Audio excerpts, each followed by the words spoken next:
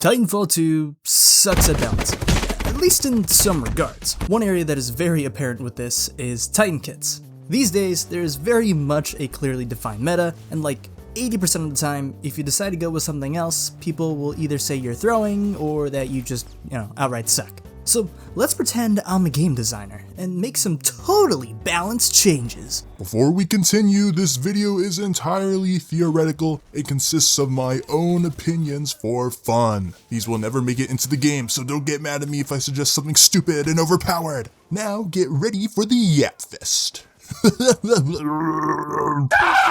Alright, so before we start off with the Titan specific kits, let's talk about the general kits. You know, stuff like Turbo Engine and Overcore, which by the way, these two kits are agreed to be really the only viable kits in standard multiplayer, save for some specific scenarios. Let's improve the rest. Starting off, we've got Assault Chip. What this does is it improves the accuracy of an auto titan and also enables the use of offensive and utility abilities. Now the reason this is bad is because, as it turns out, having AI try to squeeze out the same maximum performance as a human is kind of impossible. Actions are complex, some titans perform better than others, and having to tread the line between aimbot and fairness for a huge companion like a titan can be daunting. Realistically, this would be pretty hard to make good, but here's my pitch. On equip, auto titans would gain an extra half bar of health, regenerating shields like in Titanfall 1, and the ability to use cores. Ideally, the AI would also be improved on certain titans like Legion and Monarch, who are notoriously bad auto titans. There'll also be a new command alongside the standard guard and follow mode.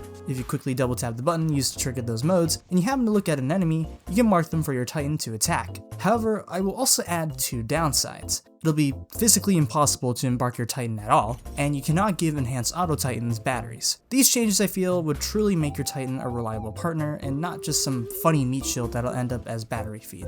Up next is Stealth Auto Eject. Normally, you would automatically eject and cloak when your titan gets doomed. This is bad because you basically forfeit an entire health bar, and while the free cloak is useful, if you're running a titan and don't want to die, you don't have to waste an entire kit on that. Just, use the actual cloak ability. My rework is a little something called Stealth Engine. Now your titan dashes will be completely quiet, and your titan will never trigger the minimap. I wanted to keep the core theme of stealth, and I was reminded of how many times I've been caught out of position just because my loud ass couldn't help but alert the enemy of my presence. This kit is definitely encouraging the idea of flanking more into a playstyle, which I think is really cool. Nuclear Eject is probably the most overhyped kit ever, and if you don't know what you're doing, it's probably one of the most common noob traps. What it does is when ejecting while doomed, it causes your titan to detonate its core, causing nearby enemies massive damage. On paper, this sounds really good.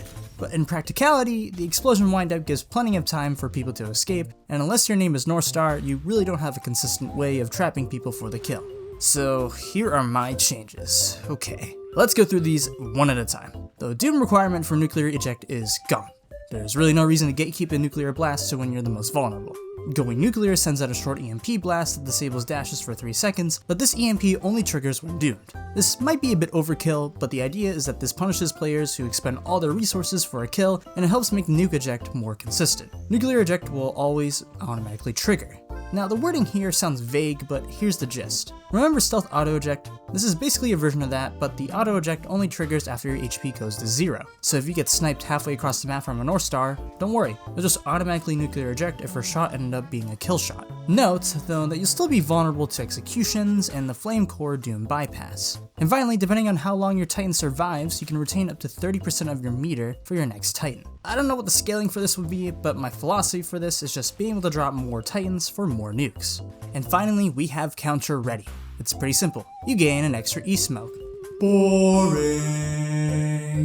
Let's change that. For this rework, we'll keep the same name, but I want to lean into this counter aspect. So here we go. Just like the Monarch upgrade in Frontier Defense, your personal E-smokes are able to heal you. Just like the Monarch upgrade in Frontier Defense, your personal E-smokes are able to regenerate your shield. And that's not all. While you're standing in the smoke, you gain a 30% cooldown reduction for your abilities. See, the idea here is to encourage a more tactical use of the smoke by increasing its utility by a lot. But to offset this a little bit and to prevent a bit of spam, per core cycle, the first E-smoke is obtained at 30% core, and the second smoke is acquired at 70% core. So you'll still get the double smokes like in the original kit, but they'll be spaced out. Now onto our first Titan, we've got Legion. When it comes down to it, there's really only one kit that every good Legion uses, and that's Hidden Compartment. Yeah, you might do less damage per power shot, but hitting 2 will always do more than just 1. Let's see if we can make the other kits a bit more viable. First up, we've got Lightweight Alloys. Normally this kit increases your movement speed while your Predator Cannon is spun up by 40%. And don't get me wrong, this kit is actually kinda good. Good enough to be Legion's second best kit. But the problem is that it has to compete against Hidden Compartment. So here's what I'm thinking. Why don't we just go all in on the speed? Along with its original upside, I'm thinking that Lightweight Alloys would have the Predator Cannon get a 50% faster spin-up speed, a 30% faster reload speed, and a 30% faster power shot deploy time. Ultimately, the goal of these changes is to allow Legion to react faster to combat scenarios and improve his ability to engage or disengage with enemies at will. Next, we got Bulwark. At the opposite end of the spectrum, Bulwark can be considered the worst kit for Legion. All it does is it doubles the health of the gun shield. On paper, that sounds good, but it's kind of a nothing kit because who in their right mind would just shoot a Legion gun shield anyways? And even then, gun shield doesn't even cover your whole body anyways, so good players can just act like your shield doesn't exist for the most part. So here are my changes. I want to make the gun shield more flexible, so along with the old upside, we're going to make it so that you can melee with your shield up. The shield now operates on a resource bar like Vortex and Flame Shield, and now the shield is big enough to cover your toes, though your shoulders will still be exposed. Oh, and when your shield gets completely destroyed, the cooldown starts like normal, and you have to wait until it fully recharges. But if you have your dash on cooldown when it's destroyed, you'll immediately gain your dash back. Now we've got Sensor Array. Normally you get a 50% core duration increase, which in total brings the normal smart core uptime from 12 seconds to 18 seconds. On paper, this sounds good, but again, you have to compete with the other kits, besides Bulwark, and this requires you to reach said core in the first place. If you die before you pop it, then you would have been better off playing something else. That being said, this rework will be drastically different, and it won't just affect smart core. So to start, enemies that are getting shot from you are highlighted for you and your teammates. The scan lasts for 1 second, which resets every time you hit a bullet. Successful power shots on an enemy give them a 15% damage vulnerability debuff from all sources for 3 seconds. I reckon to highlight this debuff to everybody on the field, maybe the enemy health bar would change colors to something like yellow when they're affected. And maybe the most interesting and final change here is the ability to pop your smart core at 50%. And don't worry, I would remove the increased core duration of the original kit so that you can't just pop a regular 12-second smart core. And finally, we have our last Legion kit, Enhanced Ammo Capacity. It's simple, you get 40 more bullets in your Predator Cannon. More bullets in your Predator Cannon means more uptime. But what if we had even more uptime? Introducing Enhanced Ammo Feeders. With this, Legion now has passive ammo regen. He would regen 20 ammo per second, but this passive does not trigger while firing, and firing delays the startup by 1.5 seconds. That's not all though. When activating gun shield or mode switch, you'll get 30 bullets back. And finally, successful power shots would give back 20 ammo. But with all these ways to keep your ammo up, I reckon we can slide a few downsides in. Instead of the original 140 ammo capacity in the old kit, we're going to bring it down to 120. So we still get the ammo increase, which is nice. However, what's more important is power shots now requiring 15 ammo to fire, which means if you miss, you'll be slightly punished. Now we're on to Tone. Now I'll be honest, out of all of Tone's kits, there's only one that's, actively terrible, but I decided to change an additional 2 kits just because I felt like it. And speaking of that actively terrible kit, let's start with it. Burst Loader is another one of those kits that sounds good in practice, but it's implemented so poorly. While aiming down your sights, you can store up to 3 rounds for a quick burst. That's good and all, but what Respawn doesn't tell you is that your normal semi-auto fire rate is reduced by about 24%. Combined with the time it takes to charge up to 3 rounds, it's literally just less DPS. So with that in mind, here's how I would fix it. First off, we're getting rid of that hidden fire rate nerf. Nobody wants that. Instead, we're going to give it a 25% fire rate increase. Next up is fully converting Tone's gun into an actual burst weapon, meaning you won't need that aim and charge up mechanic. You shoot the fire button once, you're spitting out 3 shots. And naturally, you're going to be running out of ammo way faster, so I'm increasing the ammo capacity from 12 to 18. Next is Pulse Echo. Now, Pulse Echo is another one of those kits that isn't actively terrible, but I don't know, I just like changing stuff. So here's how I would change it. Sonar Pulse now gets 2 charges. the range of the sonar ping is increased by 50%, and now sonar pulse can stick to moving targets. To offset this, I'm removing the second sonar ping, and the initial sonar ping will be delayed by about 2 seconds. The goal of this is just to allow Tone to be more free with her sonar pulses and to be able to obtain information a bit easier than before. And finally, we've got enhanced tracker rounds. What this kit does is it allows for crit hits to apply 2 tracker marks on the target rather than 1, which allows the tracking rockets to be used more often. However, this definitely clashes with the other raw damage kit, Rocket Barrage. So what if we went all in on the 40mm cannon? We're changing the name to Enhanced Splasher Rounds. With this, Tone gains the Frontier Defense upgrade that increases her splash radius for her gun, and she now does 20% more direct hit damage with her cannon. Now, I don't know if keeping the 2 lock on crit is a good idea, but I'm not a game developer, so whether it remains or not can be discussed in the comments. Whoa, engagement bait. Ronin, one of the best titans in the game. However, 2 of his kits are actively terrible, and the other one is relegated to Frontier Defense jail. Let's change that. Starting with Ricochet Rounds. True to its name, your lead wall shotgun pellets can now reflect off of surfaces once. Nothing else to it. Let me explain why this is bad.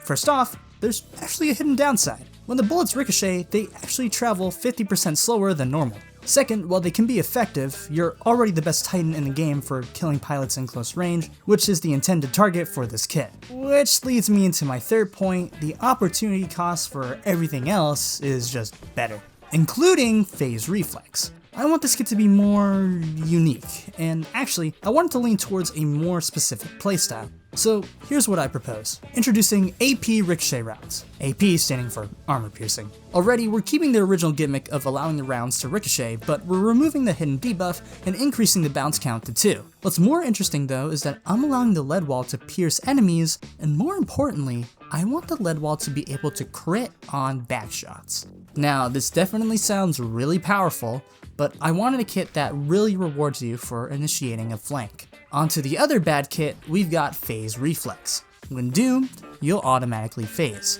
Again, this is another one of those kits that sounds nice to have, but in reality, it's terrible, and you also have to think about the cost opportunity of just equipping other kits. So I'm gonna remove that phase on doom, and instead, we're gonna rename Phase Reflex to Phase Engage. Now when you phase, you'll instantly reset all your cooldowns like dash and arc wave, and you'll instantly reload your gun. Additionally, when you activate Sword Core, you'll instantly phase regardless of cooldown. The aim here is to allow for more aggressive plays. Though with this change, this kind of just makes this better than Temporal Anomaly. With that being said, I'm giving Temporal Anomaly 2 charges of phase. However, I'm reducing the original buff of a 33% cooldown reduction to a 16% cooldown reduction, meaning phase cooldowns go from 12 seconds to 10 seconds instead of 12 seconds to 8 seconds. And finally, we have the kit that is forever in Frontier Defense jail, Highlander. Every time you kill a Titan with this kit, your sword core duration is extended by 8 seconds. Sounds good on paper, until you realize it's actually kind of hard to get at least 2 Titans on the field for value, and even then, you have to make sure you're healthy enough to go for a second Titan with sword core. Let's make it more consistent. First, we're going to make so that when you doom a Titan is when you get the increased sword core duration. Next, we're going to increase sword core damage, just enough so that you can fully kill a doomed Titan in one swing. Then, like in Frontier Defense, whenever you hit a Titan with your sword, you'll gain a small amount of shield. However, I'm not limiting it to just sword core. Your regular swings on Titans will give you this shield as well. And finally, I would remove the hidden melee delay on Ronin to make his melee consistent with the other Titans. But before we move on, the sword core duration increase you get from dooming Titans will be lowered to 5 seconds instead of the usual 8. Northstar is already a really good Titan, and honestly her base kit alone is more than enough if I had to be honest. But regardless, we'll take a look at her underwhelming kits. Twin traps are good, not much to say about it. You get 2 traps at once instead of just 1. But that's boring. Let's make the double traps a bit better. The idea I want is to make traps more punishing if you get caught by them. So now traps explode if an enemy is ensnared and they don't do anything to destroy the trap in time. If you destroy the traps though, the explosion won't trigger. And I'm thinking the traps will do the same amount of damage as a laser tripwire, so it's something that can't be ignored. And to make it easier to notice when your traps get triggered, when somebody gets ensnared, they'll be highlighted only for you though. Up next is Enhanced Payload, which turns out to be Northstar's worst kit. And that's because it's bugged. How is it bugged? Well, I'm too lazy to read it out loud, so here's a screenshot.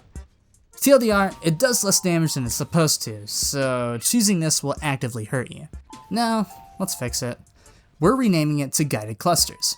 Now the cluster missile has 2 charges. It'll follow your crosshairs, and the explosions that come out of the cluster will now have a 20% explosion size increase to account for the spread of the explosions. And finally, we've got threat optics. It makes your enemies turn red. Okay, let's make it so that when you hit a critical shot, it'll immediately bring the charge of your next shot to 50%. Okay, we're done. Scorch is a hard Titan to make good, because while he is good in those certain close range scenarios, at the end of the day, he still has all the problems of being Scorch. What we can do is at least make his Titan kits a bit better. Fuel for the fire doesn't really do anything. Like, sure, a 2-second cooldown reduction on the firewall is nice, but that doesn't really amount to anything. Let's beef it up. Fuel for the fire now gives you 2 charges of firewall with that reduced cooldown. You'll get an extra incendiary trap, and now firewalls will actually be a wall, though you can still shoot through it. The idea here is to spec more into Scorch's zoning potential. Ideally, you won't be able to see through these flame walls, so if Scorch positions himself correctly, he can completely block off sightlines. And the only other kit I want to touch is Scorched Earth. This kit is only ever really used in frontier defense in specific scenarios, aka easy mode rise. When you pop a flame core, I doubt people will stick around, and even then, 1 second of lingering flames doesn't really amount to much. Well, now fire damage increases a meter that, when full, enables the Scorch to gain core at 1.5 times speed. However, the meter will drain if you're not consistent. The flame core ground ignition now lasts for 5 seconds instead of 1, and finally direct hits with the thermite launcher decreases all your cooldowns by 1 second, which includes dashes. Basically, this kit is now designed towards a more aggressive Scorch play, where the goal is to get as much flame cores off as you can. Ion is basically the one exception in this game where I think every kit that's available to her is actually useful in some way. Of course, this doesn't mean that every kit she has is on the same level, but you know, the repercussions of choosing a lesser kit doesn't immediately doom your life. First, we have Refraction Lens. Instead of your rifle splitting 3 ways, your rifle now splits 5 ways with the hidden debuff of your alternate fire now costing 13% more energy to fire. The main problem with this kit is the total focus on the gun, because if you're firing your gun all the time, you won't have enough energy for your other abilities like your shield, tripwires, and laser shot. So here comes energized capacitors. The changes here are simple. You'll still be able to split your gun 5 ways, but now your alternate fire no longer consumes energy. With that, the only downside I'm implementing is an ammo decrease of 10, making the splitter rifle go from 40 shots to 30. Next we've got Gran Cannon, which increases laser core duration from 3.5 seconds to 5. Again, it's a simple change, but it could be better. So let's make laser core even more lethal. Along with the original extended core duration, dooming a Titan extends the core duration by 1 second. Laser core fully pierces targets, laser core activation fully replenishes your shield, you can now dash during laser core, and the final kill shot here, your laser core fully disables dashes as long as you're hitting your targets. Basically, the idea here is that I just wanted to make laser core a lot more consistently good with this kit. And finally, we've got Vortex Amplifier. Like the name suggests, the Vortex shield gets an increase to its return damage, 35% more specifically. Sounds good, but of course there's a hidden downside, or rather in this case, it's a bit more of an oversight. See, the 35% more damage does apply correctly, but it only applies to bullets and not projectiles. That's a problem. So here's what I'm gonna do. Obviously, we're going to make it so that the damage bonus now correctly applies to projectiles, and I'm going to make it so that caught projectiles are returned at twice the speed. Next, I'm increasing the amount of objects the Vortex can hold. If you didn't know, Vortex can actually only hold up to 31 bullets / projectiles, so hey, I'm thinking we can increase that count to 50.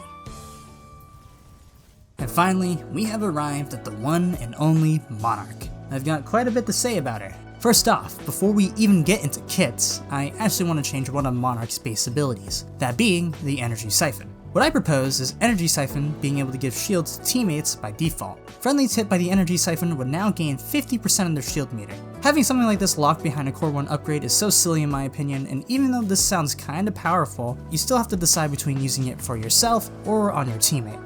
But besides that, let's get into the kits. Shield Amplifier normally increases your shield gain by 25% from Energy Siphon. Not bad, except that it really doesn't increase all that much in practice. So instead, we'll make it so that Energy Siphon gives you 100% more shield, and that siphoning teammates will give them a full bar of shield. Up next is Survival of the Fittest. When using batteries, you can get yourself out of the doom state. This, I think, is actually a pretty alright kit by itself, but we can make it a bit better. I'm gonna rename it to Battery Efficiency, and I'll just make it so that batteries heal you for 20% more, and now you get 30% core meter instead of just 20. And finally, we have Rapid Rearm, which reduces the cooldown of Rearm by 5 seconds. I say, let's go all the way, and have Rapid Rearm reduce the cooldown of all abilities by 4 seconds, not including dashes, by the way. But we're not done just yet. While they're technically not kits, Monarch's upgrades are an essential part of her, so we gotta discuss them. First off, we're getting rid of Arc Rounds. For obvious reasons, it's way too strong for Core 1, and it blows all the other options out of the water. Instead, we're gonna replace it with Scout Configuration. What this will do is enable the zoom function on the XO16, lighten that one frontier defense upgrade, and we'll make it so that the XO16 has no spread.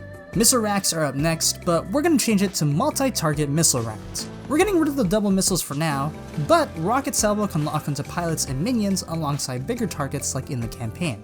And for good measure, this upgrade will also decrease the missile cooldown by 33%. For the final Core 1 upgrade, energy transfer will be a lot more supportive for your team. With the new name being Energy Manipulation, hitting friendly titans with Energy Siphon now gives 5% core for yourself and reduces friendly titan cooldowns by 30% for a short time if they have no shield. And on the opposite end, hitting enemy titans with Energy Siphon takes away 5% of their core and increases their cooldowns by 20% for a short time if they have no shield. And no, the cooldown decreases and increases do not stack. Moving on to the Core 2 upgrades, I actually wouldn't change much about them, for they're already all pretty solid options, especially if we include the changes from earlier in this video. But now we're finally onto the final kits. Replacing Accelerator, we have Accelerator Rounds, which I'm not gonna lie, all I did was combine Arc Rounds and the Accelerator into one upgrade for Core 3. That way, you don't get the game-changing Arc Rounds too early. And surprisingly enough, I think Superior Chassis is already pretty good, so that leaves Heavy Missile Racks. With this upgrade, you get double the amount of missiles fired in Rocket Salvo, increased rocket damage like its older counterpart, the rockets travel twice as fast, and the rockets gain the same effect as Arc Rounds, meaning if all the missiles get caught in a flame or vortex shield, it'll instantly drain them. And I'm finally done. I hope you guys enjoyed this bit of a yap sesh, because believe me, I actually had a lot more fun than I thought I would. Feel free to roast me in the comments whether these changes would be good or bad, and hey, feel free to suggest your own reworks as well. It'd be cool to see what you guys come up with. Like, subscribe, hype, join the Discord, join the YouTube memberships, all that good stuff if you want to see more. And with that, I'll see you guys in the next one. Peace.